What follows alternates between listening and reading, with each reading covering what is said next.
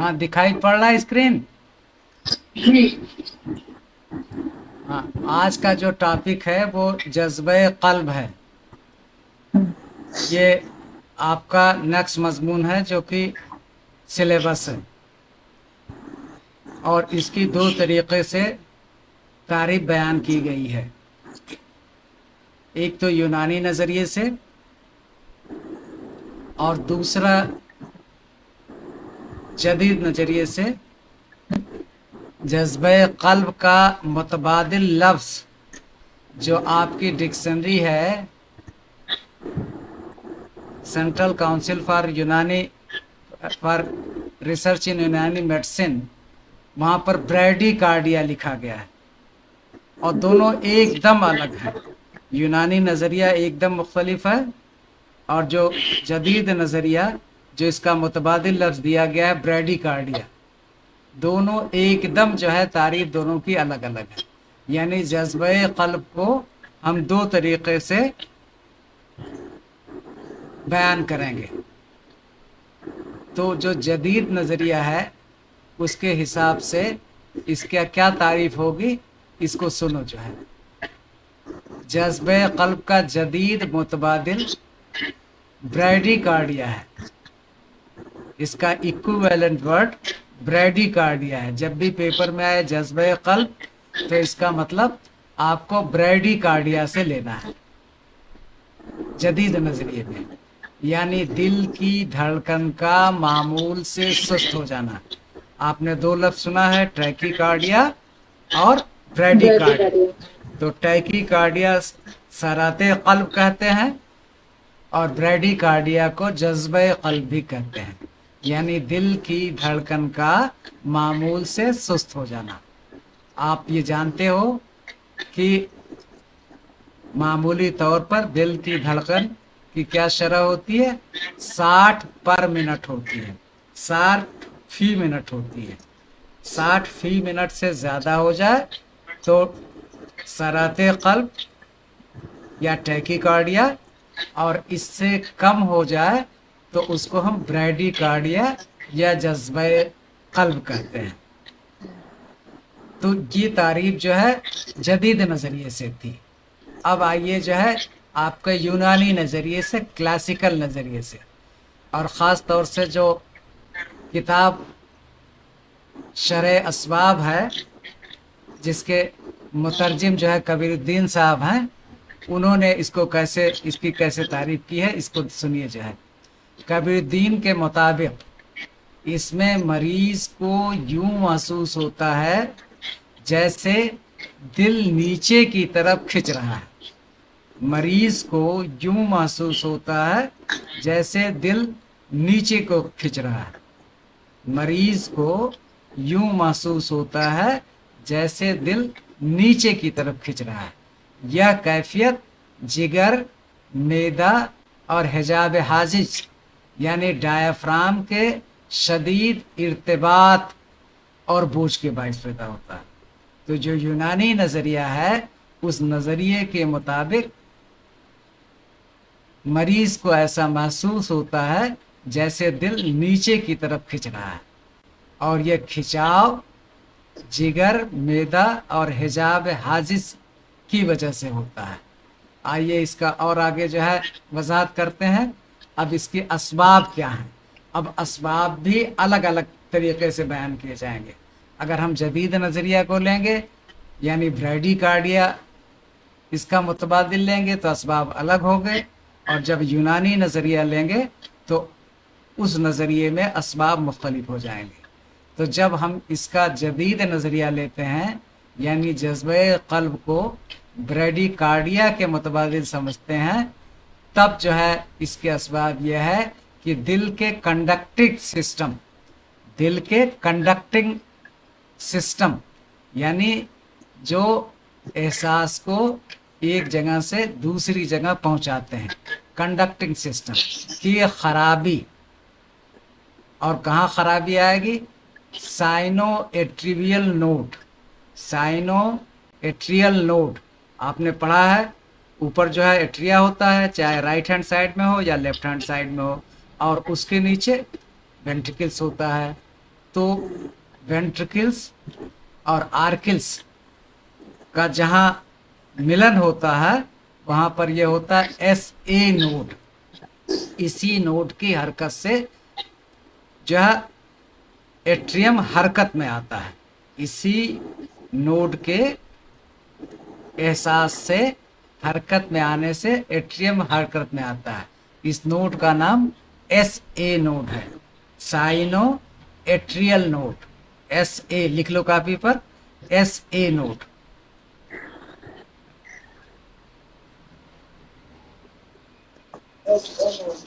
हाँ, cyano atrial node, SINU cyano atrial, ATRIAL atrial node.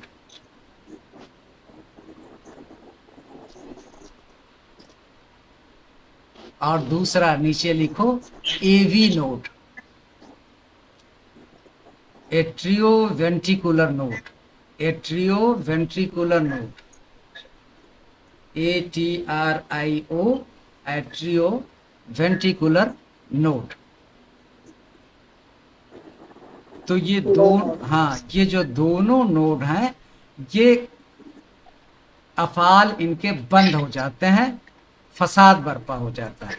चाहे आपका साइनोएट्रियल नोड हो या एट्रियो वेंट्रिकुलर नोड हो, ये दोनों नोड्स जो है ये अफाल फासिद हो जाते हैं, ख़राब हो जाते हैं, सही तरीके से काम नहीं करते हैं। और इसका नतीजा ये होता है कि ब्रेडिकार्डिया हो जाता है इंसान को, यानी इंसान के कल्ब की हरकत या धड़कन 60 फी मिनट से कम हो जाती है। और अब इसका दूसरा असबाब क्या है? Coronary artery disease, coronary artery disease. आप जानते हो कि कल्ब के सतह पर कोरोनरी आर्टरीज के ज़रिए कल्ब के मुख्तलिफ हिस्सों को खून फराहम किया जाता है, जिससे इसकी अफालियत कल्ब की बनी रहती है। तो इसमें अगर कोई अमराज है, जैसे कहीं प्लेग आ गया, सुद्दा हो गया, एम्बोलिज्म हो गया, तो भी जो है आपको जज्बे कल्ब या ब्रेडिकार्डिया लाहिक हो जाएगा। ये दोनों असबाब जो हैं, चाहे कंडक्टिंग सिस्टम का ख़राब होना हो या कोरोनरी आर्टरीज का अमराज हो, ये दोनों असबाब जदीद नज़रिए की वजाहत करते हैं। और तीसरा वजह है हाइपोथायराइडिज्म। आप जानते हो आपके गले के पास जो है हलक से ऊपर जो है थायराइड ग्लैंड होती है। इस थायराइड ग्लैंड के फ़ाल फासिद हो जाते हैं, यानी जितना इससे हार्मोन्स का अब्जाज होना चाहिए, सिक्रीसन होना चाहिए, उतना सिक्रीसन ना हो करके कम मिक़दार में सिक्रीसन होता है, जिसको हम हाइपोथायराइडिज्म कहते हैं। तो ये तीसरा असबाब है ब्रेडिकार्डिया का। और चौथा असबाब है इलेक्ट्रोलाइट इम्बैलेंस। आप जानते हैं कि पूरे खून में और हर आज़ा के खलियात में इलेक्ट्रोलाइट्स यानी सोडियम, पोटेशियम, मैग्नीशियम, आयरन वगैरह वगैरह आयंस की एक वाफिर मकदार में मौजूद होते हैं। और इन आयंस में तवाज़ुन होता है, यानी उनका एक रेशियो होता है, तनासुब होता है। जब वो तनासुब ख़राब हो जाएगा, यानी जो है आयंस का, इलेक्ट्रोलाइट्स का अदम तवाज़ुन हो जाएगा, तो भी जो है ब्रेडिकार्डिया लाहिक हो जाएगी, यानी मरीज़ ब्रेडिकार्डिया में मुब्तला हो जाएगा। तो आपको जो जदीद नज़रिया है, यानी जिसको हम जज्बे कल्ब को ब्रेडिकार्डिया के मुतबादिल समझते हैं, उसके 4 असबाब हैं। नंबर 1, दिल के कंडक्टिंग सिस्टम यानी साइनो एट्रियल नोड और एट्रियो वेंट्रिकुलर नोड, इन दोनों नोड्स में फसाद बर्पा हो जाता है, सही तरीके से काम नहीं करते हैं। यहीं से शुरुआत होती है। जब ये हरकत में आते हैं तभी चाहे आर्टिकल हो, एट्रिया हो या वेंट्रिकल हो, अपनी कारकर्दगी को अंजाम देते हैं। जो भी उनका काम को अंजाम देने का नज्म रखा गया है, यानी कॉन्ट्रैक्शन और रिलैक्सेशन। कॉन्ट्रैक्शन इनक़बाज़ और इंबसात। कॉन्ट्रैक्शन को इनक़बाज़ कहते हैं और रिलैक्सेशन को इंबसात कहते हैं। तो ये दोनों काम, दोनों अफ़आल क़ल्ब के ज़रिए किए जाते हैं। लेकिन जब यसे नोड और एवी नोड में फसाद बर्पा हो जाएगा तो जो है ये दोनों अफ़आल फासिद हो जाएंगे, कमज़ोर पड़ जाएंगे, जिसके नतीजे में आपको ब्रेडिकार्डिया होगा। दूसरा असबाब ये दिया कोरोनरी आर्टरी डिसीज़। आपको हमने पहले ही बताया कि कोरोनरी आर्टरीज क़ल्ब के ऊपरी सतह पर ये चारों तरफ फैली रहती है और इसी जो है आर्टरीज के ज़रिए क़ल्ब को खून फराहम किया जाता है और क़ल्ब के हर खलियात को वाफिर मकदार में ऑक्सीजन दस्तयाब होती रहती है। और जब इस आर्टरीज में वाफिर मकदार में खून नहीं चलता है तो ऑक्सीजन की कमी हो जाती है और इस्चीमिया का जो है मरीज शिकार हो जाता है और ब्रेडिकार्डिया का शिकार हो जाता है। तीसरा असबाब हमने बताया हाइपोथायरॉयडिज्म, यानी थायराइड ग्लैंड से थायरॉक्सिन कम मकदार में सिक्रीट होता है। थायरॉक्सिन का अब्जास कम मकदार में होता है। और चौथा असबाब है इलेक्ट्रोलाइट। इलेक्ट्रोलाइट का एक तनासुब है, एक रेशियो है, एक फिक्स रेशियो है। अगर उस तनासुब में किसी तरह का खलल पड़ जाता है, कमी या ज़ाती वाक़ हो जाती है, जिसको हम इलेक्ट्रोलाइट का अदम तवाज़ुन या इलेक्ट्रोलाइट का इम्बैलेंस कहते हैं, ये चौथा असबाब है। तो इस तरीके से जज्बे क़ल्ब, जिसका मुतबादिल लफ्ज़ ब्रेडिकार्डिया है, उसके 4 असबाब हो गए। इसको फिर से एक बार हम दोहरा देते हैं। नंबर 1 यसे नोड या एवी नोड में फसाद, नंबर 2 कोरोनरी आर्टरी का मर्ज, और तीसरा कम मकदार में थायरॉक्सिन का अब्जास, और जो है इलेक्ट्रोलाइट्स का अदम तवाज़ुन। और एक और जो है असबाब हो सकता है बीटा ब्लॉकर्स। बीटा ब्लॉकर्स अगर हम ज़्यादा मकदार में ले रहे हैं तो भी ब्रेडिकार्डिया हो सकती है, कम मकदार में ले रहे हैं तो भी ब्रेडिकार्डिया हो सकती है। यानी बीटा ब्लॉकर्स की मकदार को तनासुब के हिसाब से, ज़रूरत के हिसाब से, इतदाल के हिसाब से जितनी ज़रूरत है उतनी ही मकदार में बीटा ब्लॉकर्स का इस्तेमाल होना चाहिए। न उससे ज़्यादा होना चाहिए, न उससे कम होना चाहिए। तो कुल मिलाकर के ये आपको 5 असबाब हो गए जो। और छठा असबाब है स्लीप एपनिया, जिसको आप जो है क्या बोलते हो, डिस्पनोइया। जिसको क्या बोलते हो, डिस्पनोइया, जिसमें सांस की किल्लत होती है, दम घुटने लगता है क्योंकि ऑक्सीजन कम मकदार में फराहम होती है। तो ये भी एक असबाब है। तो इस तरीके से कुल कितने असबाब हो गए, एक बार फिर मुझे दोहरा देने दीजिए।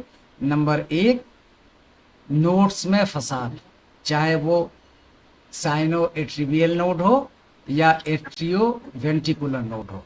दूसरा जो है कोरोनरी आर्टरी का अमराज। तीसरा जो है थायरॉक्सिन का कम मकदार में अफजाज या सिक्रीशन।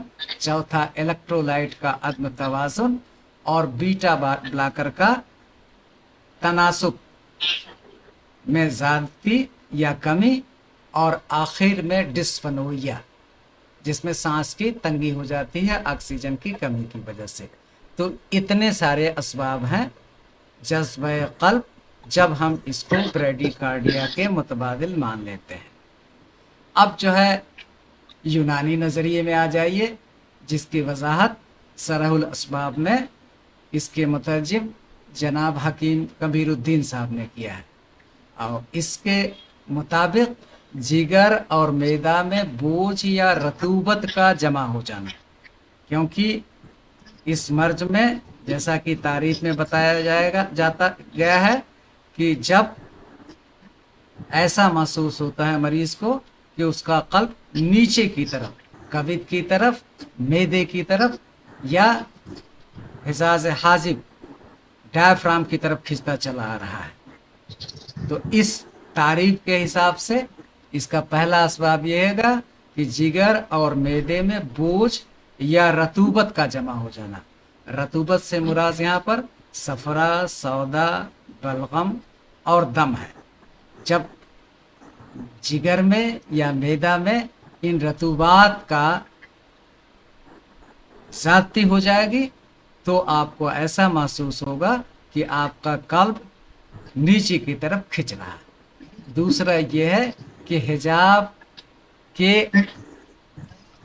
असर से दिल पर कशिश होना, जैसे मैग्नेटिस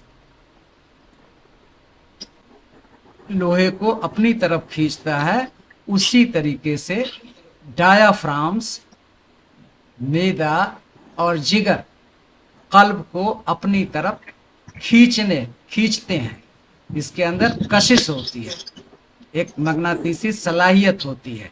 जिस तरह से मैग्नेट लोहे के चीज़ों को अपनी तरफ खींचता है, उसी तरह से जिगर और मैदा और हिजाब यानी डायफ्राम भी कल्ब को नीचे की तरफ खींचते हैं। तीसरी वजाहत ये की गई असबाब में कि मिजाज कल्ब में सर्दी या रतूबत का गलबा।